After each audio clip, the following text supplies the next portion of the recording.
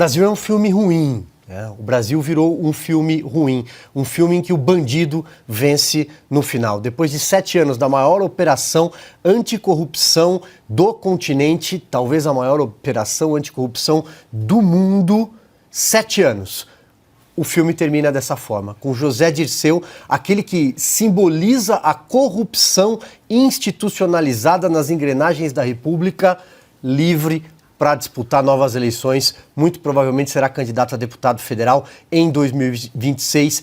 Um processo de revisionismo histórico, um processo de tentar lavar biografias, de reescrever a história. Esse processo que você citou é um processo que diz respeito ao Petrolão, investigado pela Lava Jato. Mas José Dirceu passou as últimas 2 décadas entre uma temporada na cadeia e outra. Ele já foi preso 4 vezes na vida, aliás, porque essa história começa no tal movimento estudantil na década de 60, né, em Ibiúna, aquele congresso da UNE. Mas José Dirceu, segundo o relator da Ação Penal 470, o relator do Mensalão, Joaquim Barbosa, ex-ministro do Supremo, era o coordenador da quadrilha que se instalou na República, responsável pelo núcleo político. Eram 3 núcleos no Mensalão: o político publicitário, todo mundo deve se lembrar daquela figura até histórica do Marcos Valério, Carequinha, e também o núcleo financeiro com os bancos Rural, BMG.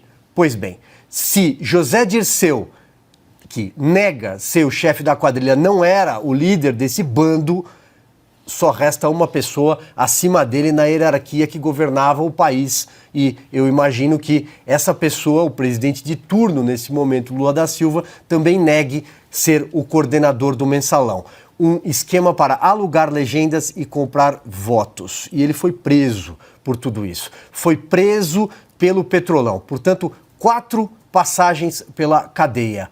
Aliás, coincidentemente, ele presidiu o PT 4 vezes. Desde 1995, foi o responsável pelo trem da história que levou Lula à presidência na eleição de 2002. Foi ele que pavimentou e que construiu condições, depois de Lula perder sucessivas eleições para o PSDB, principalmente o ex-presidente Fernando Henrique Cardoso, para conseguir se instalar na República. E hoje a gente sabe como isso tudo aconteceu. E hoje a gente sabe tudo que veio depois. Porque quando o Mensalão surgiu naquela entrevista do Roberto Jefferson em 6 de junho de 2005 ao jornal Folha de São Paulo, nós estávamos diante só da ponta do iceberg do que o Petrolão se comprovou.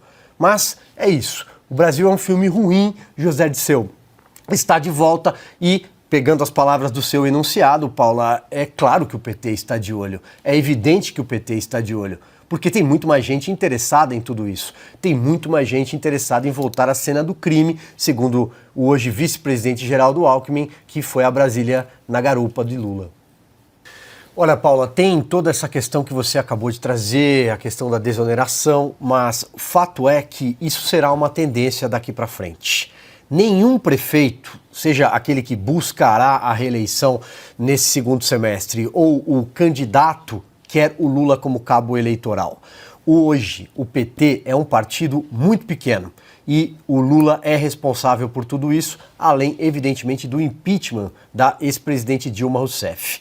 O PT, olha, fui procurar um dado aqui. 2012, que foi o ano áureo, a eleição áurea do PT, o PT saiu das urnas com 638 prefeituras e depois, em 2020, o PT elegeu 183 prefeitos. A título de comparação, o MDB, o PMDB, que é um partido municipalista, por exemplo, elegeu 800. O PP, né, progressista, que é um partido também muito forte, com grande capilaridade nos rincões do país, saiu das urnas com 700. Hoje, a terceira força é o PSD, liderado há muito tempo por Gilberto Kassab, 640 prefeituras. Então, para você ter uma ideia de como o PT foi se desidratando na base, na eleição de prefeitos. E, claro, a eleição de prefeitos está ali ligada umbilicalmente à eleição de vereadores. Portanto, é perda de base. E pode ter certeza que isso vai se repetir neste ano. Por quê? Quem quer o presidente Lula, que tem à sua frente uma máquina absolutamente fracassada e inoperante, com 500 dias de gestão, com quase 40 ministros, temos aí 38 ministros e o 39º, que é o governador postiço do Rio Grande do Sul, Paulo Pimenta, e ninguém conseguiu ter uma ideia em 500 dias. O Brasil vive a pior epidemia de dengue da história. A economia, a engrenagem começa a ranger e isso o mercado já se deu conta. A inflação comendo solta. Quem tem ido à farmácia, ao supermercado, à feira principalmente, eu, por exemplo, tenho esse hábito. Estou sentindo no bolso que o preço, a inflação dos alimentos segue a galope. Quem vai querer o presidente Lula e os seus ministros no palanque? Eu duvido. Quem vai querer a primeira-dama, Janja da Silva, fazendo todo esse show semanal de marketing que é mal visto pela população?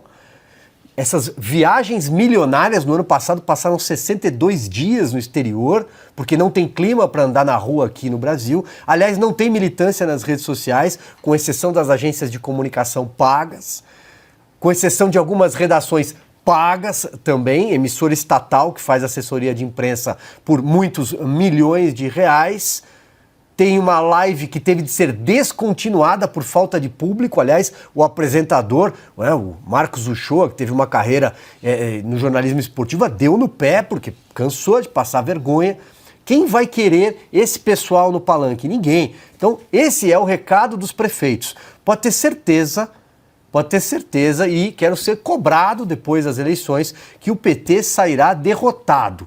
Tem a expectativa de lançar candidatos entre 10 e 13 capitais, tem alguns enroscos lá no Nordeste, onde tem mais chance, justamente. Mas nas grandes cidades não tem candidatos. Nas grandes metrópoles não tem candidatos.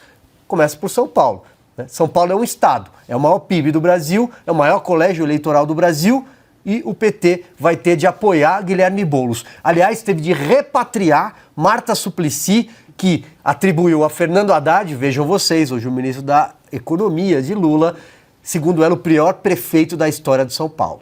E deixou o PT pela porta dos fundos, porque, segundo ela, coisas pouco republicanas aconteciam na legenda. Mas a Marta voltou, né? O amor tá aí, só falta voto. Tá aí, né? Vício em roubar.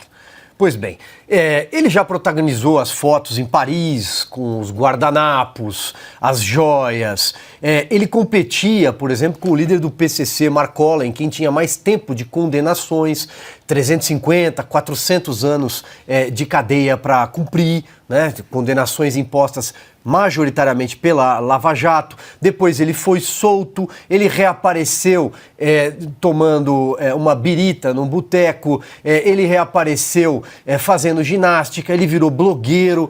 O Sérgio Cabral agora, inclusive, disse e chorou recentemente numa entrevista filmada, que foi coagido, que ele era um coitado. Então é difícil acreditar em qualquer coisa que o Sérgio Cabral fale, porque ele é um mentiroso contumaz e ele, além de tudo isso, pode ser reabilitado nesse revisionismo histórico. A gente volta lá para o começo do programa, porque nós acabamos de falar em José Dirceu, praticamente reabilitado às urnas. E o Sérgio Cabral está muito perto disso. O Brasil parece estar voltando 20 casas na história. Parece que nós estamos voltando 20 anos, passando por cima não só da Lava Jato, mas passando por cima da memória de tudo aquilo que não presta da política brasileira. O Sérgio Cabral não deveria frequentar nenhuma manchete mais. Ele deveria estar preso, cumprindo pena. Mas não, é mais um que deve voltar a uma tribuna, talvez em Brasília. É lamentável. E finalizo, Paulo. Eu não consigo acreditar em nada que o Sérgio Cabral fala. Nada. Ele tem que suspirar antes de comentar, né, essa notícia, Paulo, assim como também a bênção, entre aspas, a bandeira do MST. O MST passou um tempo fora do noticiário, né, andou sumido, mas voltou com tudo desde o ano passado, porque MST e PT são siameses. O PT chega ao poder, o MST chega ao poder. E esse senhor aí, João Pedro Stedley, inclusive, foi levado numa comitiva presidencial à China no ano passado. Agora segue rodando o mundo para divulgar a bandeira de um movimento fora da lei. O MST é um movimento que invade propriedades privadas e o direito à propriedade privada é constitucional no Brasil. A cerca está ali para ser respeitada. E o que ele está fazendo é enxovalhando, acima de tudo, a nossa Constituição com esse tipo de discurso feito fora das nossas fronteiras. Repito, um movimento fora da lei que arrebanha, que ilude muitas pessoas humildes com o sonho de ter um pedaço de terra e aí sim seria algo digno. Sim, é algo relacionado à dignidade da pessoa, de qualquer cidadão, mas ele ilude essas pessoas como massa de manobra política para o PT. Não à toa o MST sequer tem CNPJ, mas é um movimento que tem sim muito dinheiro e recebe dinheiro de governos do PT. Chefia superintendências do INCRA em mais de 20 estados, chefia a CONAB no Rio Grande do Sul, a Companhia Nacional de Abastecimento, por exemplo. Então, eu vou me ater só a esse ponto, ao ponto do MST, porque eu acho que a própria Ana já comentou isso muito bem ontem relacionado ao Papa Francisco. Olha, eu tenho muita dificuldade em ver esse tipo de cena, viu, Paulo?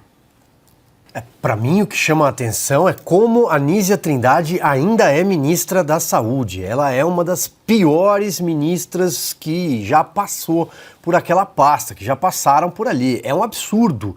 Eu fico imaginando fosse outro momento do Brasil, uma outra situação, o país não fosse governado por um consórcio de poder, numa estranha relação entre o poder executivo e o poder judiciário, a mais alta corte no caso, se o Supremo Tribunal Federal já não teria dado prazo de 24, 48 horas para explicar esse tipo de repasse, dado o fato de a ministra ser mãe do secretário.